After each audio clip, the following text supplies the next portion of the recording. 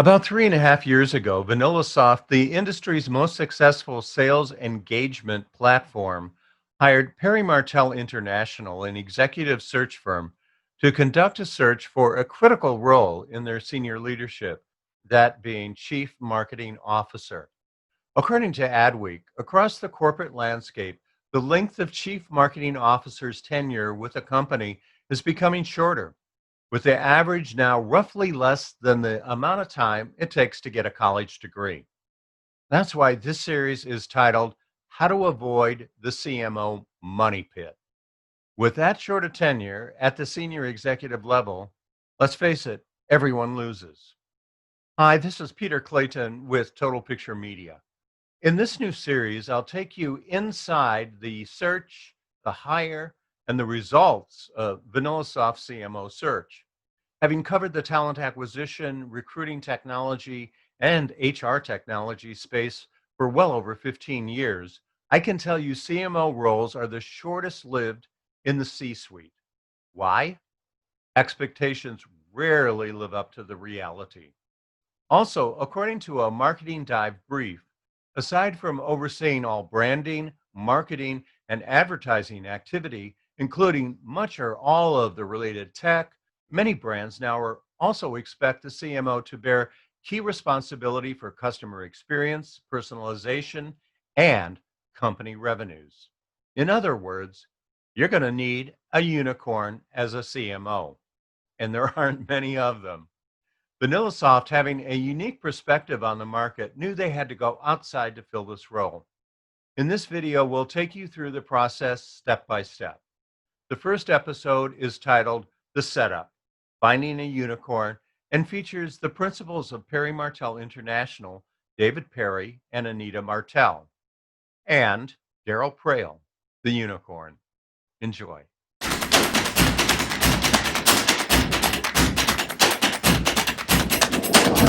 David, you've known Daryl Prail for over a decade. Why were you committed to discussing the VanillaSoft CMO opportunity with him? And, more importantly, how did you convince him to get even curious? He had no interest when you initially called him. He was perfectly happy doing what he was doing. So why Daryl? Because he fit the profile. And in going after Daryl and presenting the opportunity, it's the same way I went after everybody else. The first thing we do is produce a long list, and then we cut it down based on these are the requirements, things that we were looking for. And Daryl hit all 5 things we were looking for, and therefore I made the presentation.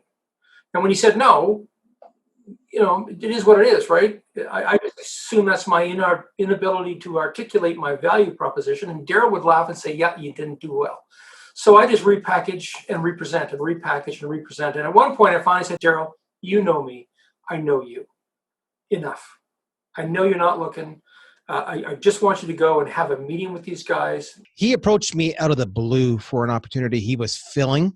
And he was a character. He was different from all the other recruiters I'd ever met before. He was blunt. He was direct, colorful. Lots of stories, lots of real-life examples of what works, what didn't.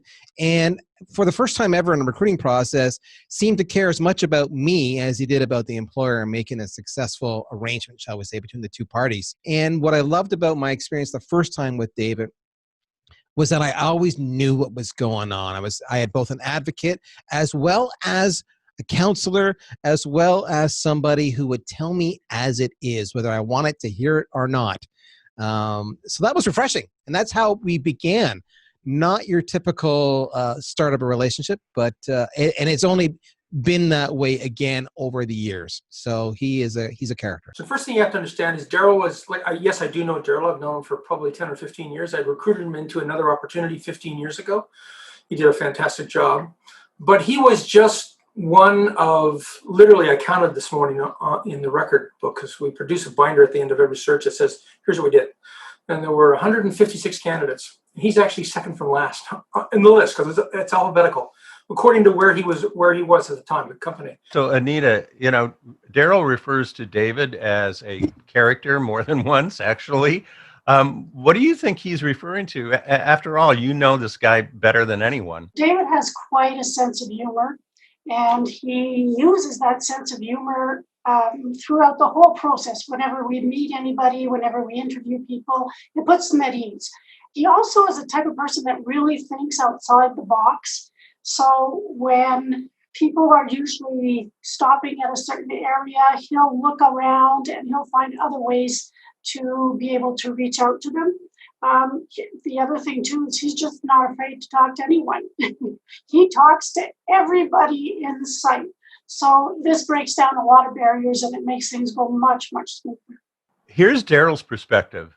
David was an interesting character in the sense of because he's exposed to so many different opportunities and clients and needs as he talks to all the people looking for high talented individuals with a specific set of skills, that he sees over and over again a lot of the same mistakes being made. In my intro, I introduced VanillaSoft as the industry's most successful sales engagement platform. So tell us a little bit more about the company and how you ended up working with them. Well, they actually found us on our website, and the CEO pinged me and said, "Hey, we're looking for a VP of marketing. Do you want to talk?" David Hood knew exactly what he wanted. He knew where they were in the market space. He understood who his challengers were. He understood why they were better. They had 800 customers at the time, 800 customers, probably the best known secret in Ottawa, because not too many people knew who they were. So this is a company that had just done what they were supposed to do and grab market share. And now they were ready to go to the next level. It wasn't a company that suddenly got a whole pile of money infused. These guys had bootstrapped everything. And that really amazed us because we tend to work only with serious companies. I mean, and by serious company, so we specialize in three things: real estate, big buildings, construction, and tech. And in tech, we focus on companies that are actually solving real problems, not companies that are making technology in pursuit of a problem to solve. We want companies that are actually solving a problem. And the problem they solved was they actually have a platform that makes salespeople be able to make more money doing what they're doing. So it's a platform, sales engagement. It's a platform for sales guys to actually make their number. Now that's unique. That we thought was something that was well worth taking to the market in a big way. And the only piece they were missing was that market maker, that chief marketing officer that actually understood what it was like out there in the real world and wasn't just they weren't just looking for someone to make pretty brochures. They wanted someone that was going to, as Steve Jobs would say, put a dent in the world. And that's what Prail's done. That's for sure. Ottawa's got 2,100 tech companies. There are, last time we looked, about 18 VPs of marketing, chief marketing officers in Ottawa that have international experience. And that was the key.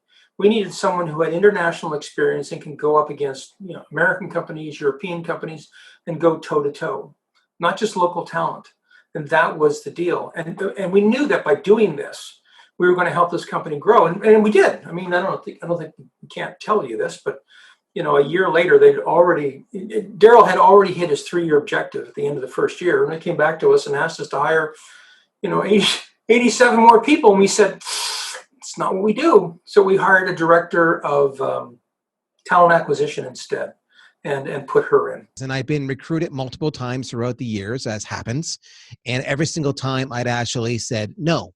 Go away. I like my life. I had a good quality of life. I had a steady, predictable income. I had good relationships with my clients.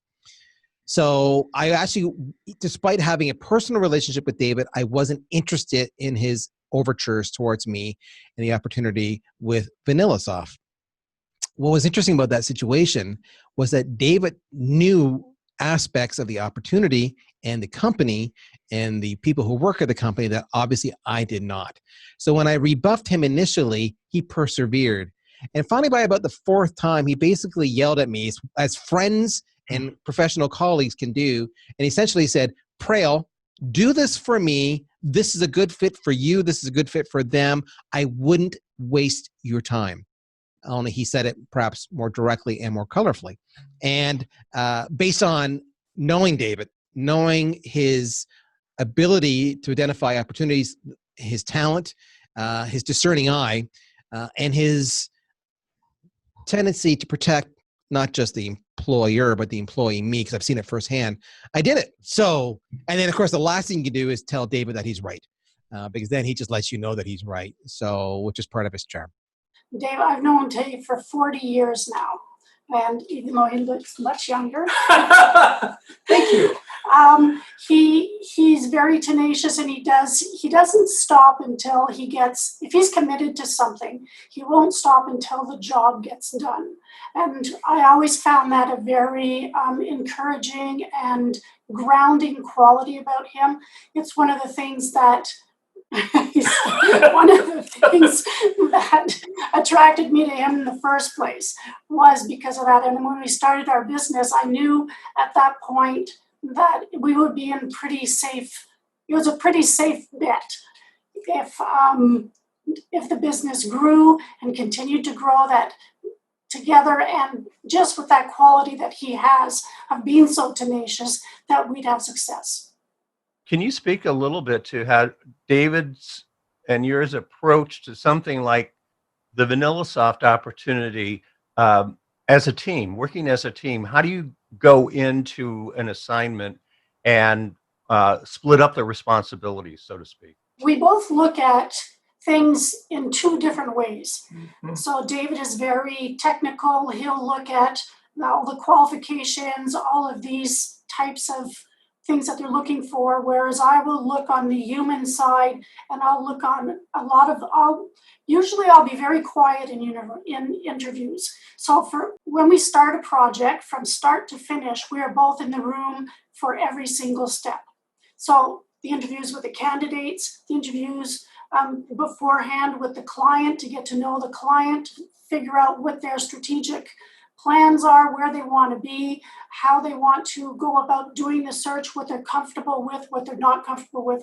And we spend a lot of time just talking with the clients, which right there I think makes a big difference between us and other search companies. Whereas other companies will maybe have a phone call that'll be half hour, and then they're done, they take the assignment and off they go to the races. Well, we're not like that. So we will speak with them, we will meet, before COVID, we would meet with them in person, but now it's over Zoom. And then we usually have regular check-ins every single week with the client, so that we can discuss what's going well, what's not going well, where we have to adjust our plan. So as a team, we truly do work like a team with our client company. And when we find the candidates, we pretty much get down to the same process with the candidates. But you have to remember that oftentimes in our industries, we're uprooting somebody from where they are. We're moving them from one end of a country to another, or even from one country to another. And so that's not to be taken lightly. And so we have a very moralistic view on that, where we want to be really sure that the person, before they commit and before they're moved into this new position, if they're the ones that are chosen, that it's been vetted very carefully, and it's a serious matter to them. So we want to be sure that 1 year guarantee comes into play for sure. We spend a lot of time on a search, but it's because we want to be sure. So we do a 360 all the way around with the clients, with the candidates. I'll do an emotional intelligence assessment. Dave will do the references, which are 360, and we do a very complete process. Tremendous cost of bringing, especially the senior executive, into a role. And if it doesn't work out, it's an emotional cost. It's, a financial cost to the company. And it also affects the morale of the employees in the company. Every candidate we ever hire, my goal is to understand who their friends are. Their top performing, high profile friends, and I want access to those people. So of course we treat them like royalty, both sides, but especially the candidate side, because our ability to bring, change makers to the marketplace, or rainmakers to the marketplace, is predicated on our ability to reach out to them and our reputation in the marketplace. And that all comes from the candidate side in this industry, more so than the client side.